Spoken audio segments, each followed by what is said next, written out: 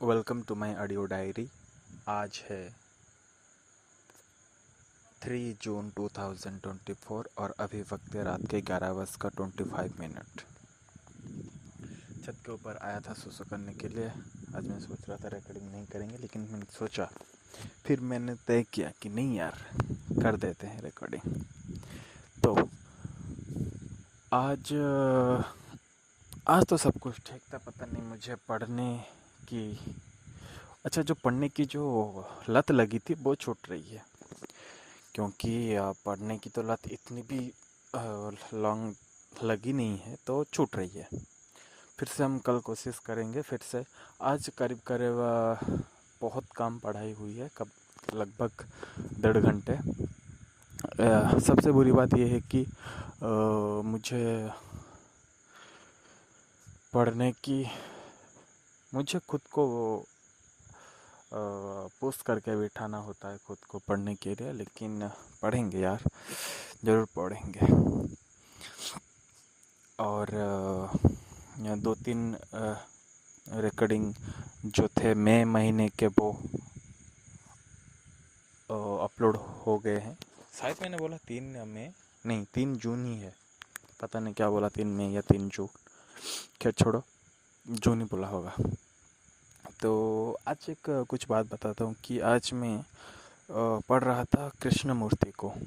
कृष्णमूर्ति और ओशो मेरे एक आप अगर ओशो को सुनना चाहते हो तो आप ओशो को सुन सकते हो। अगर आप उनको जानना चाहते हो तो उनकी बातें सीधे दिल पर छूती है और वो कान होकर ही जाता है। लेकिन जो कृष्णमूर्ति की बातें हैं, आप उनको हाई, मतलब एक हाई अवेयरनेस होगा तो आप उनको सुन सकते हो।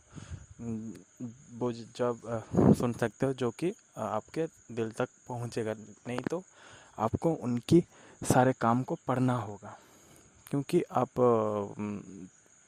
कृष्णमूर्ति इतने क्लियर थे उनके बातों में और इतने प्रिसाइज थे उनके वर्ड्स। आप पीछे रह जाओगे उनके बात जानने को। जैसे वो थे एमिनम। ठीक है, जब एमिनम रैप करता है तो आपको सुन तो लेते हो, आपको अच्छा लगेगा, लेकिन आप कुछ समझ नहीं पाते। तो आपको समझने के लिए आपको उनके लेवल के अंडरस्टैंडिंग रहनी चाहिए और उनके सारे बात को डॉट को कनेक्ट करते हुए जाना चाहिए। लेकिन ओशो थे जो हिंदी में बात करते थे, तो वो आपको टच कर जाएगा जल्दी से, क्योंकि उनके बातों में एक पोइट्री जैसे थी। लेकिन कृष्णमूर्ति थे एक पॉइंट टू पॉइंट बुलेट जैसी उनकी बातें थी। तो मैं कृष्णमूर्ति को पढ़ता हूँ। तो एक है कलेक्शन ऑफ कृष्णमूर्ति वर्क्स, उसमें सारे कृष्णमूर्ति के टक्स वगैरह लगभग सारे ही है। एक बुक के फॉर्मेट में है, लेकिन पीडीएफ के फॉर्मेट में, जो कि डे वाइज नहीं, वो कैटेगराइज किया गया है, मतलब सब्जेक्ट वाइज। तो मतलब मैं उनके काम को जब भी पढ़ता हूँ ना, मैं 3 या 4 पेज पढ़ता हूँ, मैं एकदम खो जाता हूँ उनके कामों में। मतलब एक सेंटेंस में आप बैठ सकते हो 15 मिनट। जैसे आज एक सेंटेंस ये था, मैं आपको बता रहा हूँ, रुको। एक सेंटेंस था, I really fell for that sentence. बता रहा हूँ। Sorrow is the moment of that loneliness. Sorrow is the moment of that loneliness. लेकिन वो बात कर रहे थे एलोन की। मतलब आप इतने खो जाते हो ना उनके सेंटेंस में और उनकी नज़रिया देखने की। उनका एक कुछ एंट्रीज भी है, डायरी एंट्री। वो ऐसे डायरी नहीं लिखते थे, लेकिन उनके कुछ डायरी एंट्रीज थे जो कि 6 हफ्ते तक कुछ कुछ उन्होंने डायरी एंट्री की थी। और उसको मैं पढ़ना शुरू किया। पहले मैं उनको जानना चाहता कि ये है क्या, मतलब कैसे सोचते हैं। वो बहुत नेचर लवर थे।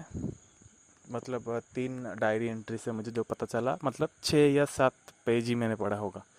वो बहुत नेचर लवर थे और वो खुद को ही, मतलब वो खुद को थर्ड पर्सपेक्टिव में रखकर हमेशा सोचते थे, जैसे कि दृष्टा और दृश्य जो है अष्टावक्र गीता की जो कोर है, मतलब उपनिषद की जो कोर है, वो उस प्रैक्टिस में ले रहे थे, जो कि खुद को एक थर्ड पर्सन के जैसे देखना, ना कि फर्स्ट पर्सपेक्टिव व्यू। मतलब एपीएस और टीपीएस जो होता है थर्ड पर्सपेक्टिव और फर्स्ट पर्सपेक्टिव, तो वो खुद को थर्ड पर्सपेक्टिव में रखकर सोचते थे कि मतलब जो भी कुछ होता था, अगर मैं सोच रहा हूँ कि मैं चल रहा हूँ, तो वो सोच रहे थे कि वो चल रहा है। समझ रहे हो? अगर मैं सोचूं कि मैं खुद के बारे में बात कर रहा हूँ, तो वो क्या बोलेंगे पता है? कि वह उसके बारे में बात कर रहा है। मतलब सोच रहे हो ना कि कितना पर्सपेक्टिव आ जाता है। मतलब अगर आप थर्ड पर्सपेक्टिव में आ जाते हो कि आप चल रहे हो रास्ते में अकेले और आप सारे व्यूज़ को देख रहे हो और आप ऐसा डिस्क्राइब करते हो कि वो रास्ते पे चल रहा था और वो उसे देख रहा था कि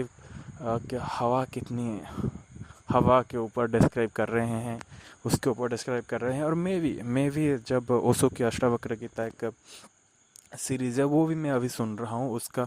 मैं तो करीब 15 लेक्चर में उनको सुन रहा हूँ, लेकिन मैं ऐसा कंटिन्यू नहीं सुनता हूँ। जब मेरा क्या कंप्लीटिव स्टेट में होता हूँ तो मैं सुनता हूँ उनको।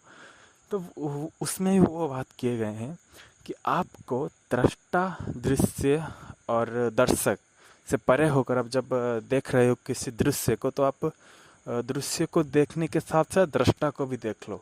तो यही है अष्टावक्र उपनिषद, और कृष्णमूर्ति वैसे ही जीते थे। ठीक है?